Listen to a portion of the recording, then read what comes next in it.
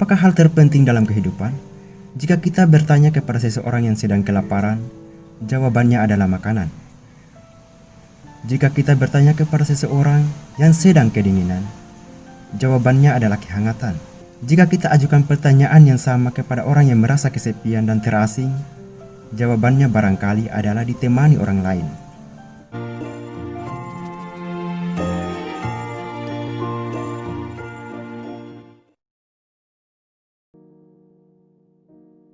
Mitos-mitos, suatu keseimbangan yang rawan antara kekuatan baik dan kekuatan jahat. Tidak ada surat untuk Sophie keesokan harinya.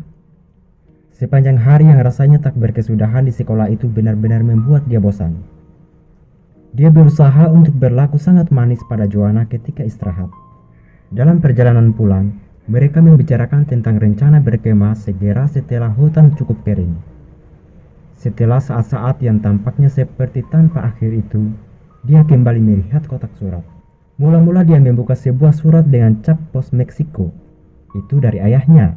Dia menulis surat tentang kerinduannya yang sangat besar untuk pulang dan bagaimana untuk pertama kalinya dia berhasil memukul dada kapten kepala. Selain itu, dia sudah hampir selesai membaca tumpukan buku-buku yang di bawahnya berlayar setelah cuti musim dinginnya. Dan kemudian, itu dia, sebuah amplop coklat dengan namanya tertera di sana. Setelah meninggalkan tas sekolah dan semua surat lainnya di dalam rumah, Sophie lari menuju sarang. Dia menarik keluar halaman-halaman ketikan baru dan mulai membaca. Gambaran mitologis dunia. Halo Sophie, banyak yang harus kita lakukan. Maka kita akan mulai tanpa menundanya lagi. Yang kita maksud dengan filsafat adalah cara pikir yang sama sekali baru yang berkembang di Yunani sekitar 600 tahun sebelum kelahiran Kristus. Hingga masa itu, semua pertanyaan yang diajukan oleh manusia dijawab oleh berbagai agama. Penjelasan-penjelasan agama ini disampaikan dari generasi ke generasi dalam bentuk mitos. Mitos adalah sebuah cerita mengenai dewa-dewa untuk menjelaskan mengapa kehidupan berjalan seperti adanya. Selama ribuan tahun, banyak sekali penjelasan mitologi bagi pertanyaan-pertanyaan filsafat yang tersebar ke seluruh dunia. Para filsuf Yunani berusaha untuk membuktikan bahwa penjelasan-penjelasan ini tidak boleh dipercaya. Untuk memahami cara berpikir para filsuf awal ini, kita harus paham dulu bagaimana rasanya memiliki suatu lukisan mitologis tentang dunia. Kita dapat mengambil contoh beberapa mitos Skandinavia. Kamu barangkali pernah mendengar cerita tentang Thor dan palunya. Sebelum agama Kristen masuk ke Norwegia, orang-orang percaya bahwa Thor mengendarai sebuah kereta yang ditarik 2 ekor kambing melintasi angkasa. Ketika dia mengayunkan palunya, akan terdengar guntur dan halilintar. Kata guntur dalam bahasa Norwegia, Thordon, berarti raungan Thor. Dalam bahasa Swedia, kata untuk guntur adalah aska, aslinya as-aka, yang berarti perjalanan dewa di atas lapisan-lapisan langit. Jika ada guntur dan halilintar, pasti ada hujan yang sangat penting bagi para petani Viking. Maka Thor dipuja sebagai dewa kesuburan. Penjelasan mitologi untuk hujan karenanya adalah bahwa Thor sedang mengayunkan palunya, dan jika hujan turun, maka jagung berkecambah dan tumbuh subur di ladang. Bagaimana tanaman-tanaman di ladang dapat tumbuh dan menghasilkan panen tidaklah dipahami. Tapi jelas itu dikaitkan dengan hujan. Dan karena setiap orang percaya bahwa hujan ada hubungannya dengan Thor, maka dia menjadi salah satu dewa paling penting di wilayah Skandinavia. Masih ada alasan lain mengapa Thor dianggap penting. Suatu alasan yang berkaitan dengan seluruh tata dunia. Orang-orang Viking percaya bahwa dunia yang dihuni itu merupakan sebuah pulau yang selalu terancam bahaya dari luar. Mereka menyebut bagian dunia ini Midgard, yang berarti kerajaan di tengah. Di dalam Midgard terletak Asgard, tempat bersemayamnya para dewa. Di luar Midgard adalah kerajaan Utgard, tempat tinggal para raksasa yang curang, yang melakukan segala tipuan keji untuk menghancurkan dunia. Monster-monster jahat seperti ini sering dianggap sebagai pasukan pengacau. Bukan hanya dalam mitologi Skandinavia, melainkan juga dalam hampir semua kebudayaan lain. Orang-orang mendapati bahwa ada suatu keseimbangan yang rawan antara kekuatan baik dan kekuatan jahat. Salah satu cara yang digunakan para raksasa untuk menghancurkan Midgard adalah dengan menculik Freyja, Dewi Kesuburan. Jika mereka dapat melakukan ini, tidak ada yang dapat tumbuh di ladang, dan para wanita tidak dapat lagi mempunyai anak. Maka penting sekali untuk mencegah usaha para raksasa ini. Thor adalah tokoh utama dalam pertempuran melawan para raksasa. Palunya bukan hanya digunakan untuk membuat hujan, tetapi juga merupakan senjata yang menentukan dalam pertempuran melawan kekuatan pengacau yang berbahaya. Palu itu memberi Thor kemampuan yang hampir tanpa batas. Misalnya, dia dapat melemparkannya ke arah para raksasa itu dan membunuh mereka. Dan dia tidak perlu khawatir palu itu hilang sebab ia selalu kembali kepadanya, persis seperti bumerang. Inilah penjelasan mitologi bagaimana keseimbangan alam dipertahankan dan mengapa selalu terjadi pertempuran antara kebaikan dan kejahatan. Dan inilah tepatnya jenis penjelasan yang ditentang oleh para filsuf. Namun ini bukan masalah penjelasan semata. Manusia tidak dapat hanya duduk termangu dan menunggu para dewa turun tangan sementara bencana seperti kekeringan atau wabah melanda. Mereka harus bertindak sendiri dalam perjuangan melawan kejahatan. Ini mereka lakukan dengan menjalankan berbagai upacara agama atau ritus. Upacara keagamaan paling penting di zaman kejayaan Skandinavia adalah upacara persembahan. Memberi persembahan kepada seorang dewa dapat meningkatkan kekuatan dewa tersebut. Misalnya, manusia harus memberikan persembahan kepada para dewa untuk memberi mereka kekuatan guna mengalahkan kekuatan pengacau. Mereka dapat melakukan hal ini dengan mengorbankan seekor binatang kepada sang dewa. Persembahan untuk Thor biasanya adalah seekor kambing. Persembahan untuk Odin biasanya berbentuk pengorbanan manusia. Mitos yang paling dikenal di negeri-negeri Skandinavia berasal dari puisi Eddik, syair Thrym. Puisi itu menceritakan bagaimana Thor ketika bangun dari tidurnya mendapati bahwa palunya hilang. Ini membuatnya begitu marah hingga kedua tangannya gemetar dan jenggotnya bergoyang. Dengan ditemani pengikutnya Loki, dia pergi mendatangi Freyja untuk menanyakan apakah Loki boleh meminjam sayap Freyja agar dia dapat terbang ke Jotunheim, negeri para raksasa, dan mencari tahu apakah memang mereka yang telah mencuri palu Thor. Di Jotunheim, Loki bertemu dengan Thrym, raja para raksasa, yang membual bahwa dia telah menyembunyikan palu itu 7 lapisan di bawah bumi. Dan dia menambahkan bahwa para dewa tidak akan dapat mendapatkan kembali palu itu kecuali jika Freyja diserahkan kepada Thrym sebagai mempelainya. Dapatkah kamu membayangkannya, Sophie? Tiba-tiba para dewa mendapati diri mereka berada di tengah peristiwa penyanderaan. Para raksasa telah merampas senjata pertahanan paling penting milik dewa-dewa. Ini adalah situasi yang sama sekali tidak dapat diterima. Selama raksasa-raksasa itu memiliki palu Thor, mereka sepenuhnya menguasai dunia para dewa dan makhluk hidup lainnya. Sebagai pengganti palu itu, mereka menuntut Freyja. Tapi ini sama-sama tidak dapat diterima. Jika para dewa menyerahkan Dewi Kesuburan mereka, dia yang melindungi seluruh kehidupan. Rumput akan lenyap dari ladang, dan semua dewa dan makhluk hidup lainnya akan mati. Situasinya benar-benar seperti menghadapi jalan buntu. Loki kembali ke Asgard. Demikian dikisahkan dalam mitos, dan menyuruh Freyja untuk mengenakan gaun pengantinnya sebab dia harus mengawini si raja raksasa. Freyja sangat marah dan mengatakan orang-orang akan mengira dia benar-benar gila lelaki jika dia setuju untuk mengawini seorang raksasa. Kemudian Dewa Heimdall mendapat sebuah gagasan. Dia menyarankan agar Thor berpakaian seperti seorang mempelai wanita, dengan rambut ditata ke atas dan 2 batu di balik tuniknya. Dia akan tampak seperti seorang wanita.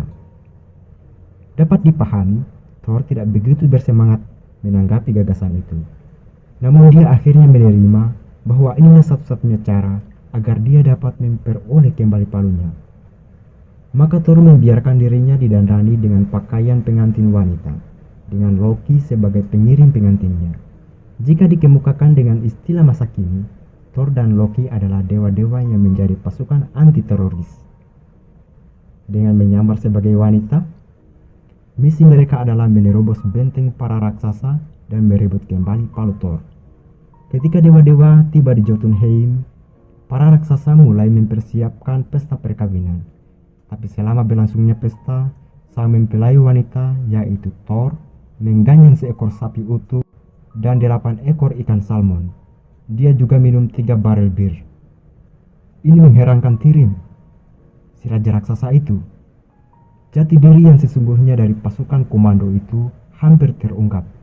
Tapi Loki berusaha untuk mengalihkan bahaya dengan menjelaskan bahwa Freyja telah menanti-nanti saat untuk datang ke Jotunheim dengan tidak sabar hingga dia tidak mau makan selama seminggu. Ketika Thrym mengangkat kerudung sang mempelai untuk menciumnya, dia terkejut mendapati dirinya berhadapan dengan mata Thor yang membara. Sekali lagi, Loki menyelamatkan situasi dengan menjelaskan bahwa sang mempelai tidak tidur selama seminggu, sebab dia demikian bahagianya menghadapi perkawinan itu. Setelah mengetahui hal itu, Thrym si raja raksasa memerintahkan agar palu itu dikeluarkan dan ditaruh di pangkuan sang mempelai selama berlangsungnya upacara perkawinan. Tawa Thor membahana ketika dia diberi palu. Mula-mula dia membunuh Thrym dengan palu itu, dan kemudian dia menghabisi para raksasa dan seluruh keluarga mereka. Dan dengan demikian, kisah penyanderaan yang mengerikan itu berakhir bahagia. Thor sang Batman atau James Bond dari kalangan para dewa sekali lagi berhasil menaklukkan kekuatan jahat. Sekian dulu cerita mitosnya Sophie. Namun, apa makna yang sesungguhnya di balik itu? Cerita tersebut tidak dibuat untuk hiburan semata. Mitos itu juga berusaha untuk menjelaskan sesuatu. Inilah salah satu tafsir yang mungkin. Ketika kekeringan melanda, orang-orang mencari penjelasan mengapa tidak turun hujan. Mungkinkah itu karena para raksasa telah mencuri palu Thor? Barangkali mitos itu merupakan suatu upaya untuk menjelaskan adanya musim yang berubah-ubah dalam setahun. Pada musim dingin, alam mati sebab palu Thor ada di Jotunheim. Tapi pada musim semi, dia berhasil merebutnya kembali. Maka mitos itu berusaha untuk memberikan penjelasan kepada orang-orang mengenai sesuatu yang tidak dapat mereka pahami. Namun mitos bukan semata-mata penjelasan. Orang-orang juga menjalankan upacara-upacara keagamaan yang berkaitan dengan mitos-mitos tersebut. Kita dapat membayangkan bagaimana tanggapan orang-orang terhadap kekeringan atau kegagalan panen akan menciptakan sesuatu drama mengenai peristiwa-peristiwa dalam mitos itu. Barangkali seorang pria dari desa akan berpakaian sebagai seorang mempelai wanita dengan batu untuk mengganjal dadanya untuk mencuri kembali palu dari kawanan raksasa. Dengan melakukan ini, orang-orang berusaha mengambil tindakan untuk mengundang hujan hingga tanaman akan dapat tumbuh di ladang mereka. Banyak sekali contoh dari bagian-bagian dunia lain. Mengapa cara orang-orang lain mendramatisasi mitos mereka menyangkut musim untuk mempercepat proses alam? Sampai sekarang kita hanya melihat sekilas ke dunia mitologi Skandinavia. Namun mitos yang ada tak terhitung jumlahnya menyangkut Thor dan Odin, Freyr dan Freyja, Hoder dan Balder, dan banyak dewa lainnya. Pandangan mitologi semacam ini telah berkembang di seluruh dunia ketika para filsuf mulai mengusiknya. Gambaran mitologi dunia juga hidup di Yunani ketika filsafat pertama mulai berkembang. Cerita-cerita tentang para dewa Yunani telah diturunkan dari generasi ke generasi selama berabad-abad. Di Yunani, para dewa dinamakan Zeus dan Apollo, Hera dan Athena, Dionysos dan Asclepius, Herakles dan Hephaestus, untuk menyebut sebagian di antaranya. Sekitar 700 sebelum Masehi, kebanyakan mitologi Yunani ditulis oleh Homer dan Hesiod. Ini menciptakan situasi yang sama sekali baru. Kini setelah mitos-mitos itu berkembang dalam bentuk tulisan, terbuka kemungkinan untuk mendiskusikannya. Para filsuf Yunani paling awal mengecam mitologi Homer sebab para dewa terlalu menyerupai manusia dan sama egois dan sama curangnya. Untuk pertama kalinya dikatakan bahwa mitos-mitos itu tidak lain dari hasil pemikiran manusia. Sebab seorang pendukung pandangan ini adalah filsuf Xenophanes yang hidup sekitar 570 sebelum Masehi. Manusia menciptakan dewa-dewa sesuai dengan bayangan mereka sendiri, katanya. Mereka percaya bahwa dewa-dewa itu dilahirkan dan mempunyai badan dan pakaian serta bahasa sebagaimana kita semua. Orang-orang Ethiopia percaya bahwa para dewa itu hitam dan berhidung rata. Bangsa Thracia membayangkan mereka sebagai manusia bermata biru dan berambut terang. Jika sapi, kuda, dan singa dapat menggambar, mereka akan melukis para dewa yang tampak seperti sapi, kuda, dan singa. Pada masa itu, orang-orang Yunani mendirikan banyak negara kota, baik di Yunani sendiri maupun di koloni-koloni Yunani, di Italia Selatan, dan Asia Kecil, di mana semua kerja berat dilakukan oleh para budak, sehingga setiap warga negara bebas untuk memanfaatkan waktu mereka dengan memikirkan politik dan kebudayaan. Di lingkungan-lingkungan kota ini, orang mulai berpikir dengan cara yang sama sekali baru.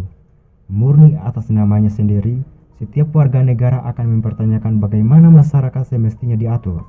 Dengan demikian, setiap individu juga mengajukan pertanyaan-pertanyaan filosofis tanpa berpaling pada mitos-mitos kuno.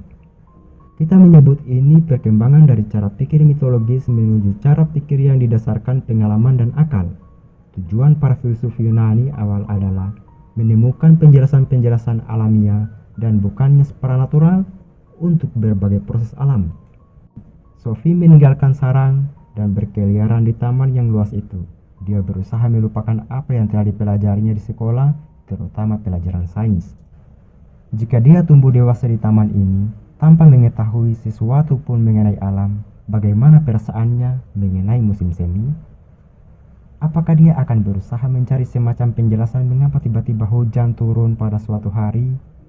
Apakah dia akan menciptakan fantasi untuk menjelaskan kemana salju menghilang dan mengapa matahari terbit di pagi hari? Ya, pasti dia akan melakukan hal itu. Dia mulai mengarang-arang sebuah cerita.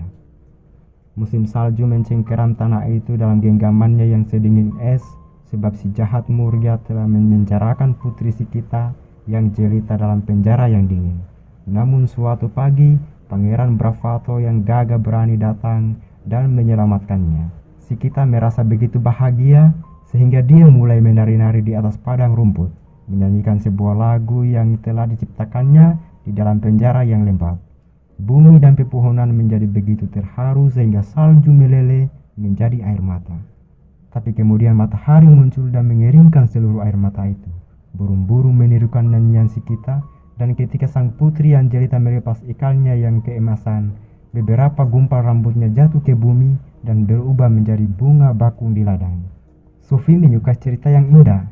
Jika dia tidak menemukan penjelasan lain mengenai pergantian musim, dia yakin bahwa pada akhirnya dia pasti akan mempercayai cerita karangannya sendiri. Dia tahu bahwa orang-orang selalu ingin menjelaskan proses alam. Barangkali mereka tidak dapat hidup tanpa penjelasan-penjelasan semacam itu. Dan bahwa mereka menciptakan berbagai mitos pada masa sebelum ada sesuatu yang dinamakan sains. Sahabat Sophie, jangan kemana-mana dulu ya. Di part selanjutnya kita akan membahas para filsuf alam. Tidak mungkin ada sesuatu yang muncul dari ketiadaan.